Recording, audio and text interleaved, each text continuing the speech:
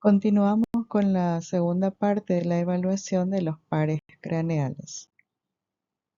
Es el turno del séptimo par o nervio facial, que recordemos tiene 4 funciones diferentes. La más conocida es la función motora, es el nervio encargado de dar los movimientos de la mímica al rostro. Tiene también una función sensorial, ya que es responsable del sentido del gusto de los 2/3 anteriores de la lengua a través del nervio intermediario de Grisberg. Además, participa en la sensibilidad general de una parte del pabellón de las orejas y forma parte del parasimpático craneal. Posee fibras secretorias y vasodilatadoras, ya que inervan las glándulas lagrimales, las salivares, sublingual, submandibular y los vasos de las mucosas del paladar, nasofaringe y fosas nasales. Con respecto a la exploración de la función motora, el primer paso consiste en observar desde el comienzo del examen físico si existe o no una asimetría a expensas de desviación de una comisura labial al hablar o el escurrimiento de saliva por un lado de la boca. Debemos ordenar al sujeto que realice diferentes tipos de movimientos de la cara, como el arrugar la frente, fruncir el ceño, cerrar fuertemente los ojos, reírse, mostrar los dientes, silbar, y en todo momento debemos observar la simetría de los pliegues, de los surcos, por ejemplo nasogenianos, y de las comisuras labiales. También podemos pedirle que proyecte los labios hacia adelante mientras ejercemos presión con los dedos, pedirle que llene la boca de aire y presionar las mejillas a ver si se escapa algún aire por uno de los lados y oponernos al cierre intenso de los párpados con los pulgares. Sería la representación de los diferentes tipos de gestos o mímicas que podemos pedirle al paciente que realice. En estos casos vemos que hay simetría, ambos lados son equivalentes en cuanto a la manera de realizar los movimientos. Si el sujeto estuviera estuporoso o en coma y no puede colaborar con la realización de los movimientos, se realiza una maniobra conocida como la de Pierre-Marie Fox, que consiste en presionar firmemente sobre la parte posterior del ángulo de las mandíbulas, lo cual puede poner en evidencia una parálisis inferior. Con respecto a la función sensorial, corresponde entonces a los 2/3 anteriores de la lengua, y el examen consiste en explorar el gusto de cada hemilengua en estos 2/3 anteriores. Para ello vamos a recurrir a un hisopo algodonado y diferentes sabores de sustancias, dulce, salado, amargo, ácido, que vamos a pasarle por cada hemilengua por separado y vamos a pedirle a la persona que trate de identificar el sabor en juego. Es importante que entre un estímulo y el otro el paciente se enjuague la boca con agua. A nivel de alteraciones del séptimo par, podemos encontrar compromiso de los movimientos de la musculatura facial. Esto puede ser debido a una lesión de la vía córtico-nuclear o del núcleo, lo cual va a generar una parálisis facial central, o bien por lesión del nervio facial, que se conoce como parálisis facial periférica. La parálisis facial central generalmente forma parte de una hemiplegia. En este caso, el movimiento de la frente se conserva.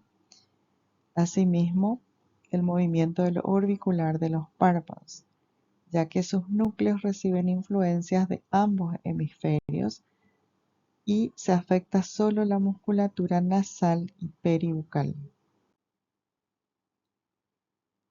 La parálisis facial periférica generalmente se debe a una lesión del nervio y rara vez a compromiso del núcleo en la protuberancia. En este caso se compromete toda la musculatura facial de un lado. A la inspección se aprecia la hendidura palpebral de mayor amplitud en el lado comprometido, lo cual se denomina lago oftalmo. Esto es debido a la parálisis del músculo orbicular del párpado y se acompaña de epífora, pues la ausencia de parpadeo hace que la lágrima no escurra hacia la fosa nasal.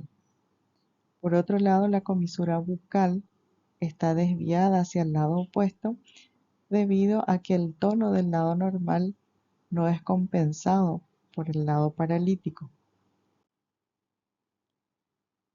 Existen dos signos sumamente importantes a considerar en la parálisis facial periférica. En primer lugar, el signo de Bell, que se pone de manifiesto cuando le pedimos al sujeto que cierre los ojos, y lo que se observa es que el globo ocular del lado paralizado se dirige hacia arriba, quedando expuesta la esclerótica. El signo de negro, en el que el ojo del lado paralizado excursiona más. En ocasiones hay compromiso de las otras ramas del facial, produciéndose pérdida de la sensibilidad gustatoria de los 2/3 anteriores del lado afecto, ausencia de lágrimas e hiperacusia por parálisis del músculo del estribo. Resumiendo entonces, la parálisis central respeta los movimientos de la frente a nivel del músculo occipito frontal y en la periférica está afectado. Las causas más comunes para la parálisis facial central son los eventos cerebrovasculares. En estos casos no suele haber hiperacusia, hipogeusia o xeroftalmía. La parálisis periférica, llamada también de Bell, generalmente se acompaña de hiperacusia, hipogeusia y xeroftalmía. Tenemos aquí otro cuadro comparativo entre una lesión central y una periférica. Los criterios en donde se marcan las diferencias, dónde está afectado el nervio, las causas, cómo es el compromiso, qué afecta, qué respeta, cómo se presenta la simetría y la clínica. La prueba de Fox, eh, cuando se necesita explorar la movilidad en un paciente con alteración de la conciencia y que no colabora, se aplica entonces un estímulo doloroso, comprimiendo con ambos pulgares la zona del ángulo del maxilar inferior y se observa la mueca que genera este dolor en la cara del paciente. Y así se puede reconocer asimetrías en el movimiento facial. Las causas más frecuentes de parálisis facial periférica son la parálisis afrígore o idiopática, traumática, el herpes zóster, la petrositis y tumores. La parálisis de Bell representa el 65-75% de todas las parálisis. Se la llama también parálisis facial afrígore y agrupa a un conjunto de parálisis faciales periféricas en las que no se constata una causa evidente. Con respecto a la etiopatogenia, tendría un origen viral probablemente herpes simple, pero la etiología viral no explica todos los casos de parálisis de Bell. También se ha relacionado con desórdenes genéticos, autoinmunes y vasomotores. La lesión del nervio es secundaria a un edema neural que se produce en un trayecto intraóseo excesivamente estrecho en determinadas regiones y es el edema inexpansible el que produce compresión y lesión nerviosa. Así el edema del nervio dentro del canal óseo de Falopio determina su compresión, isquemia y degeneración. Puede haber pródromos de características virales en el 60% de los pacientes. Es común también referir otalgia, entumecimiento facial, trastornos del gusto y disminución de la sensibilidad lingual. Típicamente la instauración es brusca de una paresia progresiva que resulta en parálisis entre 1 a 5 días después. Aproximadamente el 85% de los pacientes comienza a demostrar algún grado de recuperación de la función motora o de la función facial a partir de la tercera semana de establecida la parálisis y tiende a normalizarse con el correr del tiempo. Bueno, nuevamente ilustramos entonces la parálisis de Bell o Frigore, donde vemos que en el lado afecto hay disminución de las líneas de expresión, no se puede cerrar correctamente el ojo, puede haber dolor retroauricular y hay una caída de la comisura labial.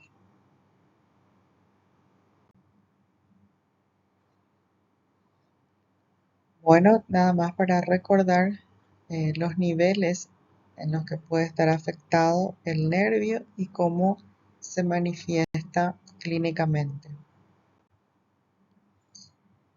Pasamos luego al octavo par, llamado también vestíbulo coclear o nervio estetoacústico, que está formado por dos nervios, el vestibular, que transmite impulsos relacionados con el equilibrio y la orientación espacial del cuerpo, y el nervio coclear, que es sensorial y se encarga de la audición.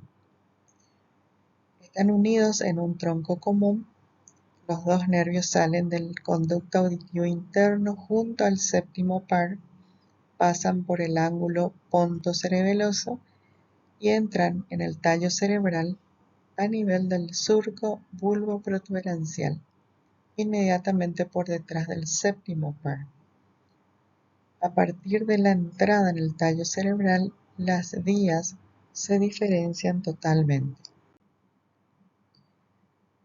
La exploración de la porción coclear se inicia con un examen otoscópico.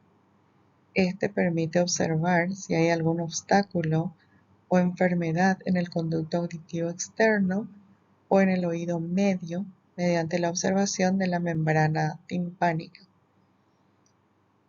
Además, se explora la agudeza auditiva a través de ciertas pruebas. Tenemos así la prueba de la voz cuchicheada, en la que se le pide al sujeto que se cubra un oído con la mano. El explorador se ubica ligeramente detrás de la persona, le susurra o cuchichea unas pocas palabras y le pide al sujeto que repita lo que ha oído. Se repite el mismo procedimiento en el otro oído. Normalmente, el sujeto debe tener la capacidad de reconocer las palabras del mensaje cuchicheado a 2 pies de distancia del oído explorado.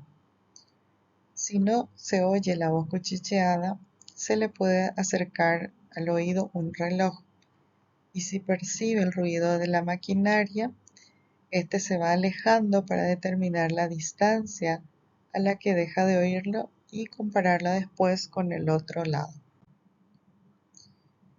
Entonces, en la prueba del tic-tac, del reloj, también nos ubicamos detrás de la persona, señalarle que debe cubrir uno de los oídos, el que no va a ser explorado. Sostenemos el reloj cerca del oído no cubierto. Le pedimos que diga sí cuando oiga el tic-tac y no cuando se vuelva inaudible. Movemos el reloj hasta que esté a 2 pies del oído. Se repite la prueba en el otro oído. Estas dos pruebas no indican la capacidad del sujeto para percibir los sonidos de baja frecuencia. Si no oye el reloj, se hace vibrar un diapasón y se procede igual que con el reloj.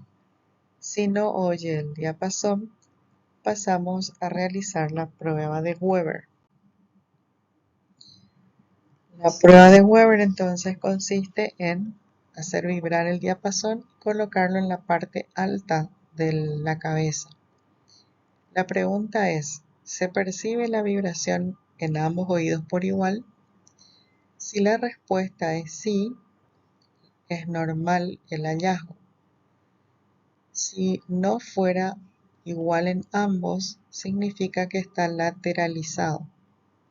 En este caso, pasamos a ocluir un oído. Si no percibe nada, entonces se trata de una sordera troncular o nerviosa del lado ocluido. Si por el contrario, al ocluir un oído, las vibraciones se perciben con igual intensidad, se trata de una sordera ósea o de transmisión del lado no ocluido. Cuando el aparato de transmisión está afectado, la percepción ósea aumenta y la misma es más intensa en el lado enfermo. Y cuando está afectado el nervio, la percepción es más intensa o solo ocurre en el lado sano. La prueba de Rine consiste en activar el diapasón y colocarlo sobre la apófisis mastoide hasta que el sujeto deje de percibir el sonido o vibración. Una vez que nos avise de que ya no percibe la vibración, se traslada el diapasón frente al conducto auditivo externo. Lo normal es que continúe percibiendo el sonido por un tiempo más, ya que la transmisión aérea es normalmente mayor que la ósea. Esto es lo normal y se interpreta como Rine positivo. Cuando hay lesiones del oído medio, esto no ocurre. Predomina la conducción ósea sobre la aérea y entonces hablamos de prueba de Rine negativo. En las lesiones del oído interno y en los casos de sordera intensa de causa nerviosa, no se percibe el diapasón en ninguna de las dos posiciones en las que se coloque. La prueba de Schwabach mide la duración de la percepción ósea. Para esto colocamos el diapasón en vibración sobre una de las apófisis mastoides y medimos el tiempo durante el cual el sujeto percibe el sonido. Medimos el tiempo en la otra apófisis mastoide. El promedio normal de duración es de 18 segundos. Si dura menos, se dice que está acortada y si dura más, se dice que está alargada. Adicionalmente, podemos repetir la prueba sosteniendo el diapasón contra nuestra propia mastoides y anotar el tiempo de conducción ósea para compararlo con la del examinado, asumiendo que nuestra audición es normal. ¿Cómo se interpretan entonces las pruebas de diapasón? La prueba de Rine es normal cuando el sonido se escucha más tiempo en la conducción aérea que en la ósea, y a esto se le llama Rine positivo. Cuando hay una hipoacusia de conducción, el sonido se escucha más tiempo a nivel óseo que en la conducción aérea, es decir, el Rine es negativo. Y si hubiera una hipoacusia sensorial, el sonido se escucha más tiempo por conducción aérea que ósea en el oído afectado, pero en menor proporción. La prueba de Weber es normal cuando hay ausencia de lateralización. Si hay hipoacusia de conducción, la lateralización se va a dar hacia el lado hipoacúsico, y si hubiera hipoacusia sensorial, la lateralización es hacia el menos afectado. La prueba de Schwabach, normalmente el examinador debe percibir el sonido durante el mismo tiempo que el paciente. Cuando hay hipoacusia de conducción, el paciente escucha el sonido durante más tiempo que el observador. Y si hubiera una hipoacusia sensorial, el examinador escucha el sonido durante más tiempo que el paciente. ¿Cómo establecemos entonces las diferencias entre una sordera por pérdida de la conducción aérea y por alteración de la transmisión ósea? En el primer caso, cuando hay afectación de la conducción aérea, el sujeto no podrá oír el tic-tac del reloj. La prueba de Weber estará lateralizada hacia el lado de la lesión. La prueba de Rine resultará negativa y en la de Schwabach será más prolongada que lo normal, más de 18 segundos y siempre en el lado afectado. Cuando la sordera es debida a alteración de la transmisión ósea, la prueba de Weber estará lateralizada hacia el lado opuesto a la lesión. Rine será positivo y Schwabach estará acortado.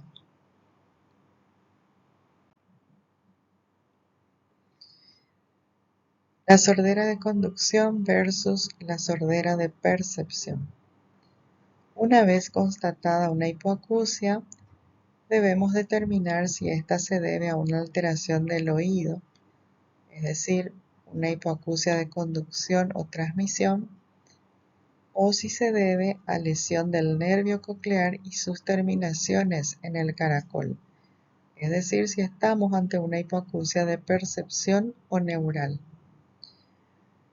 La hipoacusia de conducción o transmisión se caracteriza por que está interferida la normal transmisión del sonido hacia la cóclea por obstrucción del conducto auditivo externo, por ejemplo, por la presencia de un tapón de cera o por afección del oído medio, como es el caso de las otitis medias, ruptura de tímpano, otoesclerosis, etc.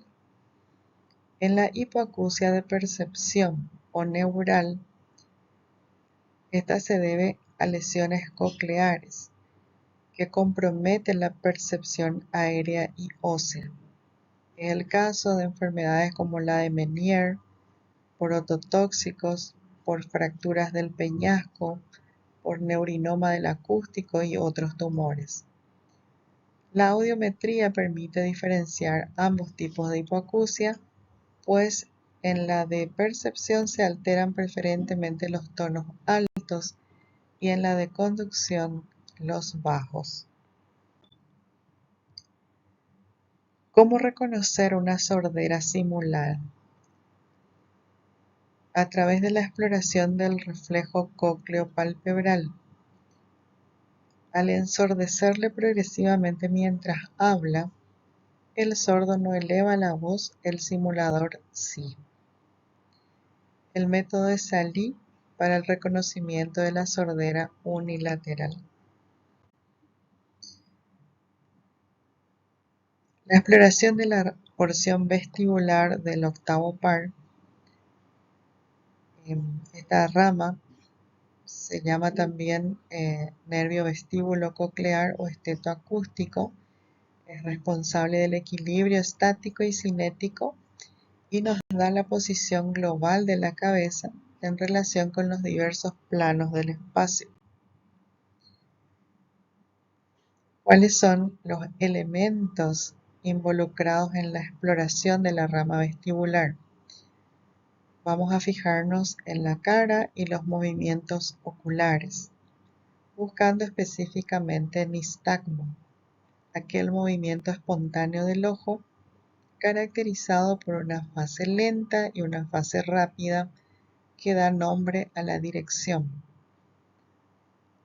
A través también de la maniobra de Romberg, de la prueba de desviación del índice de Varani, la exploración de la marcha, que va a dibujar la estrella de Babinski, y la respuesta será muy exagerada. También podemos valernos de las pruebas calóricas y rotatorias. El sujeto de pie, con la cabeza inclinada 60 grados hacia atrás, se irriga el conducto auditivo externo con unos 100 ml de agua fría, en realidad templada entre 19 y 21 grados, o con 5 o 10 ml de agua muy fría, de 0 a 10 grados. Los resultados normales son irrigando el oído derecho, sensación de vértigos y náuseas, nistagmo horizontal con el componente lento a la derecha, caída a la derecha y desviación del índice a la izquierda. Si existe interrupción completa de la función vestibular, no habrá vértigos, náuseas, nistagmos, es decir, no se va a constatar ninguna respuesta. ¿Cómo se presenta el síndrome vestibular periférico? Si estamos ante un laberinto inexcitable, tendremos tendencia a la caída. El índice o la marcha se desvían espontáneamente hacia el lado lesionado. Hay nistagmo espontáneo hacia el lado sano. Las pruebas para nistagmo no responden en el lado enfermo. Si estamos ante un laberinto hiperexcitable, se desencadenan grandes crisis de vértigo, hay caídas y desviaciones hacia el lado sano, el nistagmus espontáneo hacia el lado enfermo, las pruebas en general no se toleran y puede haber sordera o hipoacusia, es lo que clásicamente se constata en el llamado síndrome de Meniere. En el caso del síndrome vestibular central, la sintomatología es incompleta o disarmónica, no hay un vértigo sistematizado, la desviación del índice se limita a un solo brazo, el nistagmus es más marcado, las pruebas laberínticas tienen resultados discordantes, faltan los trastornos auditivos y pueden aparecer signos asociados de orden cerebeloso, piramidal y vulvar. En un vértigo central tendremos síntomas vegetativos discretos o inexistentes, pero sí síntomas neurológicos asociados. En un vértigo periférico los síntomas vegetativos son intensos, en cambio los neurológicos están ausentes. El nervio glosofaríngeo es un nervio mixto. Sus fibras motoras inervan al estilo faríngeo y músculos de los pilares anteriores y posteriores de las fauces, que participan en la deglución. Sus fibras sensitivas reciben los estímulos gustativos del tercio posterior de la lengua por detrás de la B lingual. Asimismo, los estímulos sensitivos de la mucosa de la faringe, paladar blando, istmo de las fauces, amígdalas, trompa de Eustaquio y cavidad timpánica.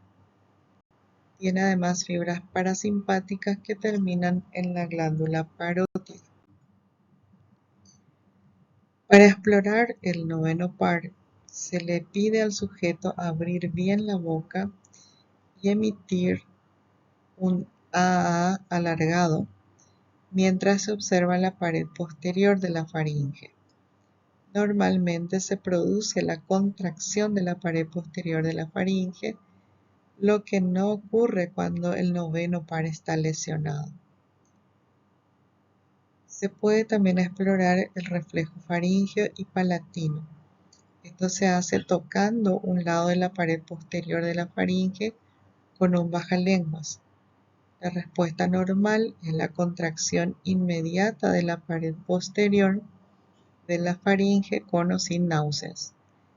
El noveno par ofrece la vía sensitiva para este reflejo. La vía motora está dada por el décimo par o vago, por esto el reflejo faríngeo es compartido por ambos nervios. Se puede también explorar el gusto en el tercio posterior de la lengua utilizando la misma técnica descrita para el séptimo par, pero no se realiza rutinariamente. También se puede explorar a través del reflejo del seno carotídeo, donde una presión no muy intensa sobre el seno carotídeo por unos segundos puede producir una disminución de la frecuencia del pulso del paciente, pero si es muy intenso puede llevar incluso a síncope, razón por la que tampoco se realiza de rutina. Como producto del compromiso del noveno par se puede constatar hipogeusia, ageusia o parageusia, es decir, disminución, ausencia o alteración del sentido del gusto. Por otro lado, la parálisis del estilo faríngeo se puede poner de manifiesto por un malestar en el primer tiempo de la deglución que va a ser más marcado para los sólidos y seguido de tos. El nervio neumogástrico o décimo par es un nervio mixto. Tiene fibras motoras que se distribuyen por los músculos del paladar blando y la faringe y fibras sensitivas que son a su vez somáticas y viscerales. Las somáticas reciben la sensibilidad del conducto auditivo externo y parte de la oreja, y mediante la rama recurrente meningea de este nervio recoge la sensibilidad de la dura madre de la fosa posterior. Sus fibras viscerales reciben la sensibilidad de la faringe, laringe, tráquea, esófago, vísceras torácicas y abdominales y de unos pocos corpúsculos gustativos cercanos a la epiglotis. Estas fibras son las que llevan al neuroeje las sensaciones viscerales de distensión, náusea e impulsos concernientes a la regulación de la profundidad de los movimientos respiratorios y el control de la presión arterial. Sus fibras vegetativas son parasimpáticas. Se explora el décimo par a través del examen del velo del paladar y la úvula. Cuando se ordena al paciente que con la boca abierta diga A, normalmente se eleva el velo en toda su extensión y la úvula se mantiene en el centro. Si hay una parálisis unilateral del vago, solo se contraerá el velo del lado sano y por consiguiente la úvula será atraída hacia él. El lado afecto es el mismo en que asienta la lesión en el nervio vago. La exploración del reflejo faríngeo, tal como se describió previamente. La exploración del seno carotídeo, donde se explora el componente vagal, que también mencionamos que no se realiza de rutina. Tampoco se realiza la exploración del reflejo oculocardíaco de Aschner, pero se describe en la literatura. Consistía en presionar los globos oculares a una persona en decúbito supino, a la que previamente se le tomó el pulso radial y se constata bradicardia, que es más intensa cuanto mayor sea el tono vagal de la persona. Se puede también explorar el nervio neumogástrico a través del examen de las cuerdas vocales mediante un laringoscopio, donde se va a observar si las dos cuerdas se mueven o si hay parálisis o paresia de una de ellas. En resumen, el 10º par se explora examinando el velo del paladar blando y la úvula al momento del A del paciente. Puede constatarse disfonía, asimetría del velo del paladar, una úvula desviada hacia el lado sano, por laringoscopía parálisis de la cuerda vocal y ausencia de reflejo nauseoso del lado afecto. ¿Cuáles son las alteraciones derivadas de la parálisis del 10º par? Si la parálisis es unilateral completa, se constata la parálisis de la mitad del velo del paladar, una hemiestafiloplejía, y de la cuerda vocal del mismo lado, asociada a trastornos sensitivos, como hemianestesia laringea y del velo y pilar del mismo lado. Asimismo, se puede constatar hiperestesia alrededor del conducto auditivo, donde tenemos el signo del trago de Scott, que consiste en la provocación de tos al comprimir el trago, y trastornos respiratorios y cardíacos. Si la parálisis es bilateral, la estafiloplejía es total, el velo se encuentra descendido, pendiente, inerte y flácido, la úvula se agita bajo la corriente respiratoria, hay movilidad en las cuerdas vocales, trastornos cardíacos y respiratorios muy marcados. El 11º par es el espinal, un nervio exclusivamente motor, cuyas fibras motoras se originan en la médula espinal y la médula oblongada. La rama interna inerva los músculos de la laringe, la externa, el trapecio y esternocleidomastoideo del mismo lado. ¿Cómo se explora? A través de la inspección de la región cervical y la nuca, en busca de asimetría o flacidez de los músculos esternocleidomastoideo y trapecio, y de atrofia o fasciculaciones de alguno de ellos. Se palpan estos músculos para comprobar su tono o flacidez.